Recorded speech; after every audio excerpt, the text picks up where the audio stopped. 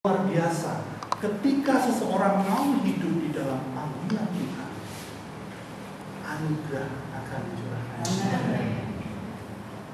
Ya. Tahukah Bapak Ibu yang melayani tempat ini, Anda dipanggil secara khusus. Saya ini punya teman banyak yang juga buka panti asuhan, dan berkali-kali setiap saya datang ke sana, saya lihat ada satu kali seorang anak yang satu usianya 6 tahun, yang satu 11 tahun, rebutan mainan juga. Terus sama yang besar ditonjok yang kecil. Yang kecil nangis, jatuh, nangis, teriak-teriak. Namanya anak banyak ya. Mungkin jumlah pengurus atau jumlah pengawas tidak sebanyak jumlah anak yang diurus, kan begitu ya. Saya nggak tahu dengan di sini. Akhirnya apa? Seringkali tidak tertangani. Dan begitu saya dengar, sudah tahu. Nangis, kepala saya pusing. Kenapa? Saya tidak dipanggil di sana.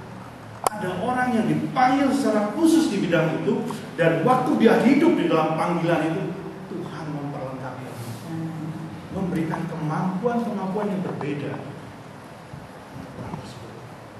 Saudara, pernahkah dengar satu orang yang cukup menarik, sekarang cukup terkenal di Indonesia, namanya Basuki Cahayapurnama? Ada yang dengar? Pernah Bapak dengar Basuki Cahayapurnama? Seorang keturunan Tionghoa. Atau begini,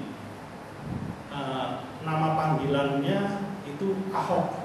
Ada yang pernah dengar? Ada dulu ya? Ya mungkin saya. Nah itu, coba ini ya. Sebenarnya dia seorang Kristen, asal tinggal di daerah Belitung Timur. Orang ini dipanggil khusus untuk menjadi politisi, keturunan Tionghoa, Kristen, dan dia mengakui imannya di hadapan umum. I'm Christian, saya seorang yang berkata Kristen. Saya tahu waktu dia tinggal di Belitung Timur, 97% penduduk Belitung Timur itu Muslim. Yusril Issa Mahendra itu kelahiran sana. Oleh karenanya Belitung Timur itu menjadi pusat Partai Bulan Bintang. Ya, paling kuat dari seluruh kabupaten yang ada di Indonesia, Partai Bulan Bintang itu paling kuat di Belitung Timur. Waktu dia menyadari panggilannya sebagai seorang politisi melalui papanya, ya, kasih tahu kamu harus jadi politisi. Dan dia datang ke PDIP.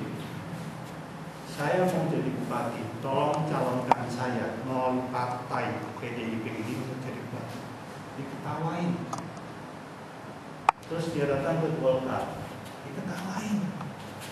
Dia datang ke partai lain yang besar-besar, diketawain. Kenapa? Nggak masuk akal. Kekristenan hanya 0,7%.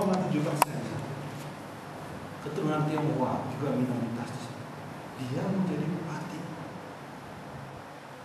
Dan akhirnya ada satu partai buram, partai kecil, yang mau menaungi lah katakan, yaitu PNBK, yang sekarang partainya sudah nggak kedengaran lagi.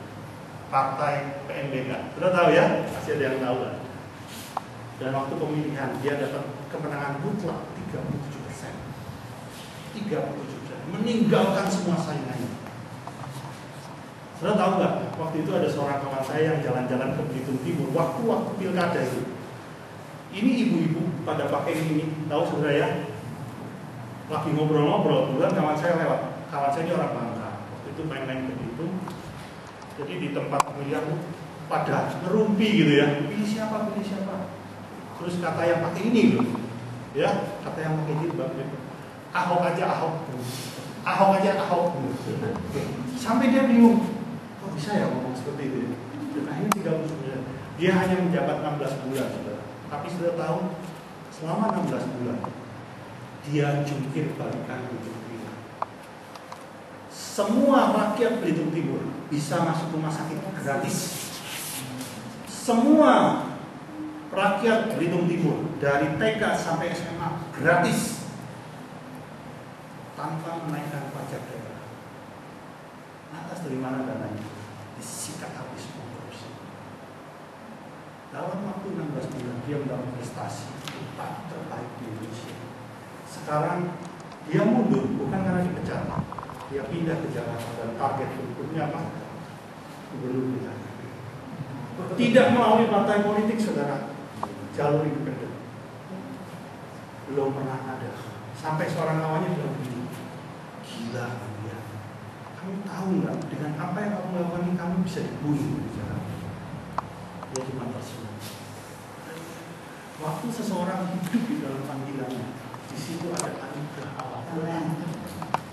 Hal-hal yang mustahil Tuhan melengkapi. Saudara kira Yusuf itu ahli politik? Oh, dia nggak tahu apa-apa masalah politik.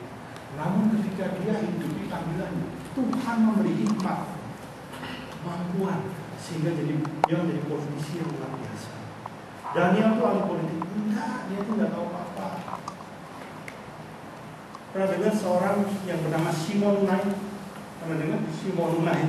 Orang Tangerang. Ini maaf saya lupa perkenalkan. Ini adik saya, ya, namanya David. Ini istrinya dan ini rekan sekerja saya. Maaf saya lupa. Nah ini David ini orang Tangerang, saudara. Simon Unai ini orang Tangerang. Maksudnya penduduk Tangerang, tapi aslinya di Pulau Rote. Dia hijrah ke Tangerang. Waktu di Pulau Tangerang, di kota Tangerang, dia tahu benar bahwa panggilan dia tahu nggak Pak? Melayani orang gila. Haleluya. Cuma kan kadang-kadang orang kalau dipanggil yang aneh-aneh itu jarang ada yang mau nurut ya. Ya, mungkin saudara juga waktu mau melayani di sini, saudara pikir-pikir dulu ya. Ada mungkin karena terpaksa kali kejepit dari di sana sini nggak diterima Pak, di sini aja ya udahlah gitu ya. Saya harap nggak begitu ya. Nah si Simon Unai waktu dipanggil Tuhan, tahu nggak? Lari dia ke Bali. Tapi justru masalah dia temui di Bali. Dia balik ke tanah dan dia menerima panggilan itu. Mulai dengan satu orang gila ketemu di jalan, dia pegang tangannya. Ikut saya yuk. Ya mau. Ke rumah kontrakannya. Dulu orang gila. Sekarang lebih dari 300 orang gila. Ditangani oleh dia. Dan sudah tahu wali kota datang ke rumah dia dan memberikan pengakuan. Kenapa? Tangan sudah bersih dari orang gila. Yang menarik, orang ini tidak punya ahli latar belakang medis, tidak punya latar belakang sebagai ahli jiwa, tapi semua pasiennya dalam kurun waktu maksimal 6 bulan keluar sembuh. Ya.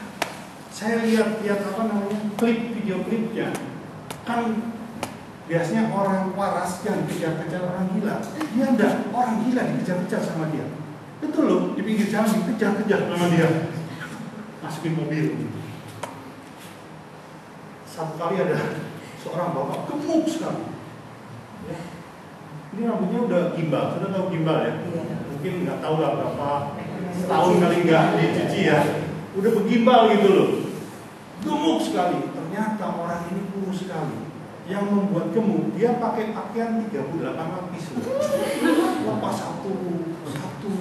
Sampai ternyata kurus orang ini. Sudah kuku ya, kalau dipotong, tidak pakai gunting kuku, bolak-balik patah. Jadi kalau gunting Pak, kita pakai tang. Soalnya bolak-balik patah. Saya nggak tahu kenapa kukunya bisa jadi begitu tebal. Tapi sampai hari ini dia bisa melayani dan membuat mereka sembuh. Ada satu kesaksian yang menarik ya. Ada seorang ibu yang anaknya gila, lalu dimasukkan ke rumah sakit jiwa Grogol di daerah Jakarta Barat. Sampai habis 1 mobil. Untuk biayanya kan mahal. 1 mobil dan anak ini umur 19 tahun dirawat di sana selama 1,5 tahun. Karena biayanya uang sudah habis, otomatis dia dibawa pulang. Dan masih gila. Tapi ketika sampai di rumah, dia pecahin kaca, piring, semua dia pecah-pecahkan. Ibunya stres. Lalu akhirnya dilepaslah di jalan. Bukan tambah sembuh, tambah gila. Ketemu dengan Pak Simon ini 5 bulan. Anak ini sekarang sudah kerja di satu perusahaan konveksi. Dan waktu dia pulang ke rumahnya, dia bawa 1 amplop, isinya uang 500.000, setengah dari gaji dia. Ini buat ibunya nangis. Terus dia bilang lagi, Bu, boleh nggak saya dibaptis? Kamu harus dibaptis. Yesus yang sudah sembuhkan. Namanya pakai firman. Saya perhatikan ya, waktu kita hidup dalam panggilan Allah, di sana ada anugerah. Pertanyaan demikian.